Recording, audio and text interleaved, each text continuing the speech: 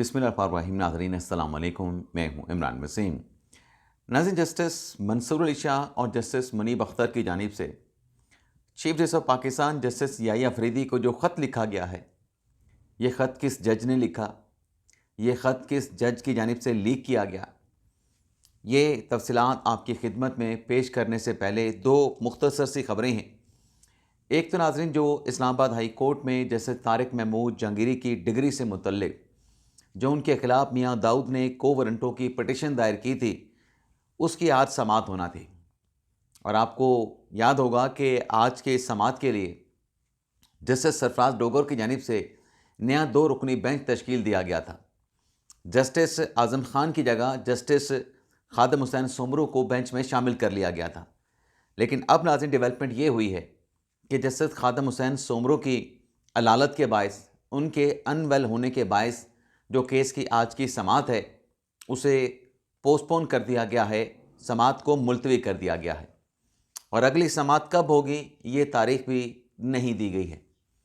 इसके साथ साथ आज GHQ रावलपिंडी हमला केस की अडयाला जेल में समाअत होनी है, जिसमें PTI के रहनुमाओं ने उनको बुलाया गया है, जिसमें प्रोसिक्यूशन अपने गवाहान पेश करेंगे। लेकिन पिछली जो 20 अक्टूबर की समाअत थी वो सिक्योरिटी कंसर्न की वजह से उसको मुलतवी कर दिया गया था आज के दिन की तारीख तक। और सिक्योरिटी कंसर्न थ्रेट से मुतल्लिक ये बताया गया था कि एक तो पाकिस्तान और साउथ अफ्रीका का टेस्ट मैच चल रहा है और कुछ सिक्योरिटी थ्रेट्स का भी जिक्र किया गया था। तो पाकिस्तान और साउथ अफ्रीका का टेस्ट मैच तो आज भी जारी है। तो क्या आज इस केस की समाअत हो पाएगी? ये नाज़रीन लग ऐसे रहा कि शायद आज भी इस केस को फर्दर किसी अगली डेट के लिए जो है वो मुलतवी कर दिया जाएगा। अब नाज़रीन आ जाते हैं जो जस्टिस मंसूर अली शाह और जस्टिस मुनीब अख्तर साहब का जो ख़त है मुश्तरका तौर पे जो भिजवाया गया chief justice of Pakistan justice Yahya Afridi को, जो कि सुप्रीम जुडिशल काउंसिल के चेयरपर्सन हैं। और इसके साथ ये जो ख़त है ये सुप्रीम जुडिशल काउंसिल के जो दीगर 2 अरकान हैं, जस्टिस सरफराज डोगर और जस्टिस आलिया नीलम साहबा, जो कि लाहौर हाई कोर्ट के चीफ जस्टिस हैं, उनको भी इस ख़त की नकूल भिजवाई गई है। सबसे पहले तो नाज़रीन मुख्तसर से इस लेटर के जो कंटेंट्स हैं उस पर बात कर लें। नाज़रीन, इस लेटर में एक तो एतराज़ उठाया गया है कि ये जो कोड ऑफ कंडक्ट है, जिसको हमारे बहुत सारे साथी कहते हैं कि परवेज़ मुशर्रफ के दौर का कोड ऑफ कंडक्ट है। पहले तो नाज़रीन इसको क्लियर कर दें कि ये परवेज़ मुशर्रफ के दौर का कोड ऑफ कंडक्ट नहीं है। ये अदलिया के अपने दौर का कोड ऑफ कंडक्ट है जो 2003 में बनाया गया था। ये बात बिल्कुल दुरुस्त है कि 2003 अक्टूबर में ये कोड ऑफ कंडक्ट बनाया गया था, लेकिन इसके बनाने में परवेज़ मुशर्रफ की हुकूमत का या उनके रजीम का कोई रोल नहीं था। ये रेजोल्यूशन ये तैयार की गई थी सुप्रीम जुडिशल काउंसिल की जानिब से, जो उस वक्त अप्रूवल नहीं हो पाई थी। अब जो है उसे सुप्रीम जुडिशल काउंसिल से अप्रूव कर लिया गया। मुशर्रफ दौर का इन रेजोल्यूशंस के साथ, जो कि डेटेड 4 अक्टूबर 2003 के है, इसके साथ कोई ताल्लुक़ नहीं है। अब इसमें है क्या? The Chief Justice shall monitor the performance of the judges of their respective courts in view of the code of conduct and send reports to the registrar of the council। यानी चीफ जस्टिस और उसके साथ साथ जो 4-5 high courts हैं उनके जो chief justice साहबान हैं अपने जजेस की जो परफॉर्मेंस है उसको मॉनिटर करेंगे और मॉनिटर करने के बाद जो रिपोर्ट है वो सुप्रीम जुडिशल काउंसिल के रजिस्ट्रार को भिजवाएंगे। अब रिपोर्ट जजेस की मॉनिटरिंग करना, इसमें कौन सी बुरी बात होगी कि कौन से जज की परफॉर्मेंस है, कौन से जज की परफॉर्मेंस नहीं है? अगर ये ब्यूरोक्रेसी की साइड पे हो सकता है तो अदलिया की साइड पे क्यों नहीं? अगर ब्यूरोक्रेसी में अगर कोई ब्यूरोक्रेट काम नहीं कर रहा, उसकी जो ACR है उसमें वो सारी चीज़ें, वो पॉइंट्स आते हैं, पॉजिटिव पॉइंट्स होते हैं, नेगेटिव पॉइंट्स होते हैं, वो काउंट होते हैं उसके आगे प्रमोशन में, तो यहाँ पे क्यों नहीं होना चाहिए? जजेस भी तो फिर ये परफॉर्मेंस से मुबर्रा नहीं होना चाहिए। और फिर अगर किसी को शक है कि रिपोर्ट गलत बन जाएगी, रिपोर्ट गलत बन ही नहीं सकती। जजेस ने जितने केसेस निपटाए होंगे, जितने उनके जजमेंट्स होंगे, वो सारे रिपोर्ट्स में आएंगे। ना आप उसको कम कर सकते हैं, ना आप उसको ज़्यादा कर सकते हैं। और दूसरा उसमें पॉइंट क्या है? Council shall hold meeting frequently to consider these report. Supreme judicial council के मुसलसल इजलास होंगे और उन इजलास में इन रिपोर्ट्स का जायज़ा लिया जाएगा। तीसरा पॉइंट, जजेस shall abstain from the attending social, cultural, political and diplomatic function. जजेस जो हैं वो सोशल, कल्चर, पॉलिटिकल और डिप्लोमेटिक जो फंक्शन, जो इवेंट्स होते हैं, उनमें शिरकत से गुरेज करेंगे। ये इसमें शामिल है। आगे, सोलिसिटिंग invitation by the judges to attend the conference from the foreign or the international agencies shall be considered misconduct. If an invitation is received in a judge's personal name capacity, he should intimate the invitee to route it through the chief justice. अब यहाँ पे यह है कि कोई जज बाहर से, किसी गैर मुल्क से, किसी गैर मुल्की एजेंसी से जो किसी फंक्शन में शिरकत का दावतनामा ना मंगवाए, और अगर ऐसा मंगवाएगा तो ये मिसकंडक्ट होगा। और फिर कहा गया कि अगर किसी जज के पर्सनल नाम पे कोई एजेंसी बाहर की या कोई मुल्क भिजवा भी देता है तो आप उस इन्वाइटी को, जो जज है, वो ये कहेगा कि आप चीफ जस्टिस के रूट के थ्रू आएँ। अब इसके ऊपर भी एतराज़ किया गया है। इसके ऊपर एतराज़ क्या है कि देखें, जजेस जो हैं वो इस तरह के जो इवेंट्स होते हैं उसमें शिरकत करते हैं, उसमें शिरकत करने से बहुत सारी चीज़ें क्लियर होती हैं, पाकिस्तान का इमेज जाता है। जजेस जो हैं, अब नाज़रीन ये इसके ऊपर रोका तो नहीं गया, आप बिल्कुल बाहर जाएंगे, अभी भी जजेस बाहर जाने वाले हैं। एक कॉन्फ्रेंस के सिलसिले में सुप्रीम कोर्ट के 2 से 3 जज जो है उस इवेंट्स में शिरकत के लिए बैरून मुल्क जाएंगे, लेकिन वो रूट हो रहा है, नॉमिनेशन हो रही है चीफ जस्टिस के थ्रू। चीफ जस्टिस, ज़ाहिर सी बात है कि उनके पैनल पे जो जजेस हैं, अगर ज़ेर इल्तवा केसेस का इल्ज़ाम चीफ जस्टिस पे लगता है कि आपके दौर में ज़ेर इल्तवा केसेस इतने बढ़ गए, तो जो उनके पोल पे दस्तयाब जो जजेस हैं, कौन सा जज कहाँ पे जाएगा, कब जाएगा, जाएगा नहीं जाएगा, क्या फिर ये अख्तियार चीफ जस्टिस का नहीं होना चाहिए? और फिर हमने तो ये भी सुप्रीम कोर्ट में देखा है कि चंद जजेस ही, 2, 3, 4 जजेस ही बैरून मुल्क कॉन्फ्रेंसेस में शिरकत के लिए जाते हैं, बाकी सुप्रीम कोर्ट के जजेस बैठ के काम कर रहे होते हैं। तो अब चीज़ें जो है वो सब में इक्वल हो जाएंगी, तमाम जजेस की नॉमिनेशन होगी। अगर एक मरतबा कोई एक जज गया है, अगली बार दूसरा जज रिप्रेजेंट करेगा पाकिस्तान को। अब ये तो नहीं कि साल में अगर 12 कॉन्फ्रेंस हुई हैं, उन 12 का जुडिशल कॉन्फ्रेंसेस में, लीगल कॉन्फ्रेंसेस में सिर्फ 3 से 4 जज ही जाएंगे, बाकी जो सुप्रीम कोर्ट के 22, 23, 25 जज हैं वो जाए ही ना, वो किसी जगह पे पाकिस्तान को रिप्रेजेंट ना करें। तो इसको स्ट्रीमलाइन किया गया है। और आगे क्या है, if state function clash with our courts with court our, यानी अगर स्टेट का कोई फंक्शन है और वो कोर्ट आर के साथ जो है वो कन्फ्लिक्ट कर रहा है, उसका टकराव आ रहा है, जजेस shall seek instruction from the chief justice. तो वो जजेस जो हैं चीफ जस्टिस से जो है वो हदायत लेंगे कि हमने कोर्ट करनी है या फिर हम स्टेट के फंक्शन में जाएं। तो जजेस का जो प्राइम काम है, जो प्राइम ड्यूटी है, वो तो इंसाफ की फराहमी है, तो इसमें भी कोई हर्ज नहीं होना चाहिए।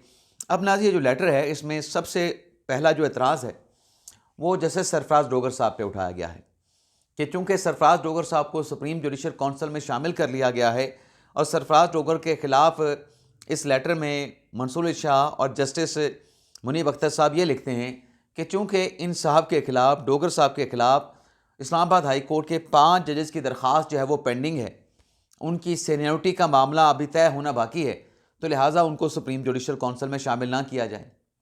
और फिर इसमें यह भी कहा गया है कि जो 13 अक्टूबर को हमने ख़त लिखा और फिर ये जो कोड ऑफ कंडक्ट है जिसकी national judicial policy making committee से मंजूरी ले ली गई है, और मंजूरी में 3 जजेस ने अपनी राय पहले दे दी है जो कि सुप्रीम जुडिशल काउंसिल के रुकन हैं, जिसमें चीफ जस्टिस हैं, जिसमें आलिया नीलम साहबा हैं, सरफराज डोगर साहब हैं। तो लिहाजा सुप्रीम जुडिशल काउंसिल को दोबारा से नए सिरे से उसकी तश्कील की जाए। अब नाज़रीन, आइनी तौर पे क्या ये मुमकिन है? और दूसरा, जहाँ तक बात डोगर साहब पे एतराज़ किया जाता है कि उनके खिलाफ हाई कोर्ट के 5 जजेस की अपील पेंडिंग है। अगर अपील पेंडिंग होने का जवाज़ लेना है कि उनके खिलाफ केस पड़ा है सुप्रीम कोर्ट में, उनकी सीनियरिटी, उनका ट्रांसफ़र जो है वो अंडर चैलेंज है, तो फिर ये असूल तो फिर जहांगीरी साहब पे भी लगना चाहिए। जहांगीरी साहब की जो डिग्री का मामला है तो फिर उस पर भी ये बात होनी चाहिए ना, असूल तो फिर बराबर होना चाहिए कि जब तक उनकी डिग्री से मुतल्लिक सुप्रीम जुडिशल काउंसिल फैसला ना करे, जब तक हाई कोर्ट फैसला ना करे, जब तक कराची हाई कोर्ट से फैसला ना हो जाए, जहांगीरी साहब को फिर काम से रोक दिया जाए। अगर यहाँ पे सरफराज डोगर साहब को सुप्रीम जुडिशल काउंसिल में शामिल करने से रोकने का मतलब शामिल होने पर एतराज़ उठाना है, तो फिर ये एतराज़ वहाँ पे भी होना चाहिए, इक्वल होनी चाहिए ना सारी चीज़ें, बैलेंस होना चाहिए, पैरामीटर असूल एक होने चाहिए। और फिर आगे चल के कहा गया है कि हम एक आजमाइशी वक्त से गुजर रहे हैं। इन हालात में अदलिया दादरसी का आखिरी दर है, आखिरी दरवाज़ा है। और इस 12 सफ़ात के लेटर में दोनों जज साहबान ने जो चीफ जस्टिस याई अफरीदी हैं उन पर भी एतराज़ उठा दिया है कि 26वीं आइनवी तरमीम की वजह से जो चीफ जस्टिस साहब हैं उनका अपना स्टेटस भी अंडर क्वेश्चन है, तो वो भी काउंसिल में ना बैठें फिर। यानी हर चीज़ जो है जब तक 26वीं आइनवी तरमीम का फैसला ना हो वो स्टैंड स्टिल हो जाए, उसके ऊपर कोई बात ना की जाए। अब न जाने ये जो आगे मैं अब चीज़ आपके साथ शेयर करने जा रहा हूँ जिसमें इस चीज़ पे एतराज़ उठाया गया है कि जजेस जो हैं इस कोड ऑफ कंडक्ट के ज़रिए जो स्पीच है जजेस की, जो लिखना है जजेस का, जो बहस है, जो इज़हार राय है, उस पर पाबंदी लगा दी गई है। और इस पाबंदी से कोड ऑफ कंडक्ट में ये चीज़ें शामिल करने से दोनों जज साहबान ने, मुनीब अख्तर साहब ने और मंसूर शाह साहब अपने ख़त में लिखते हैं कि इसके चिलिंग इफेक्ट होंगे। अब नाज़रीन, मुझे क्यों लगता है कि चिलिंग इफेक्ट का जो लफ्ज़ है जो इस लेटर में इस्तेमाल हुआ है, मुझे न जाने क्यों लगता है कि लेटर पे दस्तखत तो मंसूर शाह साहब और मुनीब अख्तर साहब के हैं, लेकिन मुझे ऐसा लगता है कि ये अथर मिनल्ला साहब का लेटर है। ये इन दो जज साहबान ने नहीं लिखा, हो सकता है जजेस ने लिखा हो, इन्हीं जजेस ने लिखा हो जिनका नाम से ये ख़त है, लेकिन मुझे ऐसा लगता है कि अथर मिनल्ला साहब ने लिखा है, क्योंकि ये लफ्ज़ चिलिंग इफेक्ट जो है वो बार बार अथर मिनल्ला साहब इस्तेमाल करते हैं। पब्लिक कॉन्फिडेंस का एरोड होना, ये भी अथर मिनल्ला साहब इस्तेमाल करते हैं और फ्रीक्वेंटली इस्तेमाल करते हैं। और फिर इस लेटर में कहा गया है कि इस बात की भी डिफ़ाइन नहीं किया गया कि पब्लिक कंट्रोवर्सी क्या होगी।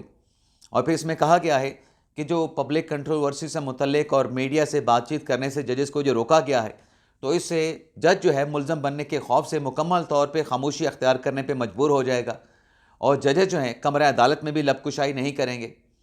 और इसमें कहा गया है कि ये जो अख्तियारात हैं कोड ऑफ कंडक्ट के ज़रिए, ये तमाम अख्तियारात या ताकत को जो है चीफ जस्टिस के पास सेंट्रलाइज कर दिया गया है। मीडिया पर जो इंटरेक्शन जजेस की होती है उस पर पाबंदी लगाना गैर मुनासिब है, ये एब्सोल्यूट है, नहीं होनी चाहिए थी। और फिर इसमें यह एतराज़ उठाया गया है कि इस कोड ऑफ कंडक्ट के ज़रिए वो जजेस जो आउटस्पोकन हैं, वो जजेस जो एग्जेक्टिव पे तनकीद करते हैं, उनके गवर्नेंस के हवाले से उनको टारगेट किया जाएगा, उनके खिलाफ इस कोड ऑफ कंडक्ट को इस्तेमाल किया जाएगा। अब नाज़रीन, इसमें कहा गया है कि जो मदाखलत वाली बात है वो भी क्लियर नहीं की गई कि जज जब कोई मदाखलत को रिपोर्ट करेगा और चीफ जस्टिस को लेटर लिखेगा तो उस पर अगर चीफ जस्टिस गो के उसमें टाइमलाइन दे दी गई है, चीफ जस्टिस अगर कार्रवाई नहीं करता तो फिर उस जज के पास जो रिपोर्ट कर रहा है कि उसके काम में मदाखलत की गई है तो उसकी दादरसी क्या होगी। अब नाज़रीन, उसमें लिखा गया है कि वो लेटर जो है सिर्फ चीफ जस्टिस को नहीं लिखा जाएगा, बल्कि वो जो जज जिसके काम में मुदाखलत कोई बाहर से सिक्योरिटी एजेंसी या कोई भी शख्स या फ़र्द या इदारा करेगा, वो अपने चीफ जस्टिस को भी लिखेगा। अगर हाई कोर्ट का है, अगर सुप्रीम कोर्ट का है, तो वो अपने चीफ जस्टिस को लिखेगा। हाई कोर्ट वाला तो दोनों चीफ जस्टिस को लिखेगा ना, अपने चीफ जस्टिस को भी और सुप्रीम कोर्ट के चीफ जस्टिस को भी। सुप्रीम कोर्ट का है तो अपने चीफ जस्टिस को लिखेगा, लेकिन साथ में सुप्रीम कोर्ट के 4 जजेस को भी लिखेगा, सुप्रीम कोर्ट के 4 जजेस को भी लिखेगा कि ये अदलिया के काम में, मेरे काम में मुदाखलत की गई है। अब इसमें रिकमेंडेशन क्या दी गई हैं? रिकमेंडेशन में नाज़रीन आप ये देखें कि ये अदलिया की आज़ादी के ख़िलाफ़ है। अब अदलिया की आज़ादी के ख़िलाफ़ कैसे हो सकता है? सारा मामला अदलिया देख रही है, इसमें एग्जेक्टिव का कोई रोल ही नहीं। 26वीं आइनी तरमीम तक जो है ये जो कोड ऑफ कंडक्ट है इनको अडॉप्ट ना किया जाए, यानी 26वीं आइनी तरमीम तक हर चीज़ रोक दी जाए। भाई, जब तक वो तरमीम टेबल पे मौजूद है, बुक में मौजूद है, सारा प्रोसेस नहीं रुक सकता, ये जज साहबान को ख़ुद भी पता है। और फिर कहा गया है, अब जो मैंने बात की अपने थंबनेल में कि ये लिखा किसने और लीक किसने किया, ये तो मैंने आपको पहले बता दी ना कि मुझे लगता है कि अथर मिनल्ला साहब ने लिखा है। अब लीक वाली जो बात है, जज साहबान ने इस लेटर की जो कॉपी है जहाँ चीफ जस्टिस को भिजवाई है, सुप्रीम जुडिशल काउंसिल के 2 अरकान को भिजवाई है, वहीं ये जो कॉपी है सुप्रीम कोर्ट के तमाम जजेस को भिजवा दी गई है। सुप्रीम कोर्ट के तमाम जजेस को ये कॉपी लेटर की भिजवाई गई है।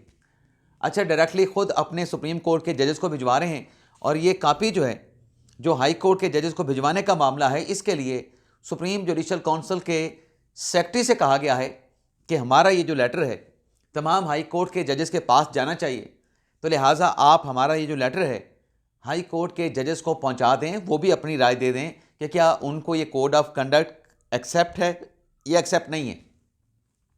यहाँ पे डिफरेंट रूट अख्तियार किए गए हैं, यानी जो हाई कोर्ट है, हाई कोर्ट के जजेस तक ये लेटर कम्युनिकेट करने के लिए सुप्रीम जुडिशल काउंसिल के रजिस्ट्रार से कहा गया है। अब ये मिनॉरिटी राय है, रजिस्ट्रार भिजवाते हैं, नहीं भिजवाते, वो नहीं भिजवाएंगे जब तक चेयरपर्सन उनको डायरेक्शन नहीं करेंगे, क्योंकि इसी तो 2 जजेस की राय है ना। सुप्रीम जुडिशल काउंसिल में बाकी 3 जज और भी हैं, 3 मेंबर और भी हैं, उनकी भी राय लेना पड़ेगी कि आया कि भिजवाना है नहीं भिजवाना। वैसे ये 17 अक्टूबर का लेटर है। 18 अक्टूबर को सुप्रीम जुडिशल काउंसिल का इजलास हुआ था जिसमें कोड ऑफ कंडक्ट मंजूर कर लिए गए थे। लेकिन जो लीक होने वाली बात है ना नाज़रीन, वो यहाँ से पता लगता है कि हाई कोर्ट के मामले पे तो ये लेटर सुप्रीम जुडिशल काउंसिल के रजिस्ट्रार को कहा गया है कि आप कम्युनिकेट करें, जैसे मैंने कहा कि वो कम्युनिकेट नहीं करेंगे बाकी मेंबरान या चेयरपर्सन की इजाज़त के बगैर, और ये नहीं होगा। लेकिन ये जो तमाम जजेस को कापी भिजवाई है, दोनों जजेस ने अपनी तरफ से सुप्रीम कोर्ट के जजेस को, यहाँ से ये कापी लीक हुई है। ज़ाहिर सी बात है कि जब आप खुद भिजवा रहे हैं और 24 के 24 सुप्रीम कोर्ट के जजेस को आप भिजवा रहे हैं, तो कहीं ना कहीं से तो ये लेटर फिर निकल ही जाना है, क्योंकि अब इस कोड ऑफ कंडक्ट में ये भी लिखा है कि जजेस पब्लिक कंट्रोवर्सी में नहीं पड़ेंगे। तो ये जो लेटर निकला है इससे भी पब्लिक कंट्रोवर्सी क्रिएट होगी। तो जब पब्लिक कंट्रोवर्सी क्रिएट होगी तो मिसकंडक्ट का इल्ज़ाम लग सकता है। लेकिन जब इस तरीके से तमाम सुप्रीम कोर्ट के जजेस को जाएगा तो ये साबित करना कि जज साहबान ने मिसकंडक्ट किया है, ये नामुमकिन हो जाएगा। जज साहबान ने लेटर लीक करके मिसकंडक्ट किया है, पब्लिक कंट्रोवर्सी में पड़े हैं, तो ये फिर साबित करना मुश्किल हो जाएगा कि किस के तरफ से ये लीक किया गया है। इसके अलावा नाज़रीन, कल बलूचिस्तान में नेशनल सिक्योरिटी वर्कशॉप थी, और नेशनल सिक्योरिटी के वर्कशॉप में जो आर्मी चीफ़ हैं फील्ड मार्शल आसिम मुनीर साहब ने खिताब किया, और अपने उस खिताब में आसिम मुनीर साहब ने अफ़गानिस्तान को बड़ा वाज़ेह और 2 टोक पैगाम दिया है। वो पैगाम नाज़रीन क्या है, मैं पढ़ देता हूँ, जिसमें आसिम मुनीर साहब ने कहा कि फितनतुल हिंद और फितनतुल खारिज शर अंगेज़ी और तरक्की मुखालफ बयानियाँ फैलाने की मज़मूम कोशिश कर रहा है। पाकिस्तान ख़ित्ते में अमन व इस्तेहकाम का ख़्वाह है। किसी भी बराह रास्त या बिलवास्ता सरहदी खिलाफ वर्जी का फ़ैसला कुन जवाब दिया जाएगा। यानी अफ़गानिस्तान को भी पैगाम दिया गया है कि आपकी साइड से फितनतुल खारिज हो, फितनतुल हिंदुस्तान हो, कोई भी हो, अगर शरपसंदी वहाँ से हुई, जारियत की गई, तो पाकिस्तान उसका, चाहे वो बराह रास्त चाहे वो इनडायरेक्टली शर अंगेज़ी की गई हो, पाकिस्तान उसका फ़ैसला कुन और मुँह तोड़ जवाब देगा।